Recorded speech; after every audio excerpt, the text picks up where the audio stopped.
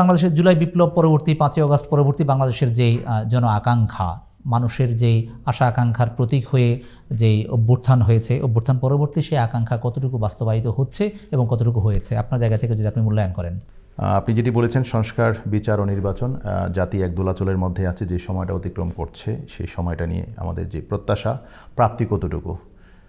১ বছর অতিক্রান্ত হলো, জুলাই বিপ্লব সংগঠিত হয়েছে। তারপর থেকে মানুষের যে আকাঙ্ক্ষা নিয়ে জুলাই বিপ্লব সংগঠিত হলো, হাজারো তরুণ জীবন উৎসর্গ করলো এবং প্রায় ৩০,০০০-এর ঊর্ধ্বে এই জুলাই বিপ্লবকে বাস্তবায়ন করতে গিয়ে পঙ্গুত্ব বরণ করলো। তাদের সেই রক্ত বিসর্জন দরকারি যে আকাঙ্ক্ষা, সেই আকাঙ্ক্ষা কতটা পূরণ হলো। এই জায়গায় আমি মনে করি যে আমাদের সংস্কার যে প্রসঙ্গটা নিয়ে আমরা এখন সকাল বিকাল আমরা দেখি কাজ চলতেছে, এই দলগুলো একসাথে হচ্ছে, মিটিং হচ্ছে। আমি যে জায়গাটা বলবো যে সেটা আসলে সংস্কারটা আমার কাছে মনে হয় যে এইটা জনগণের প্রত্যাশা, সেই প্রত্যাশার পথে হাঁটছে কিনা এটা সন্দেহের জায়গায় রয়ে গেছে।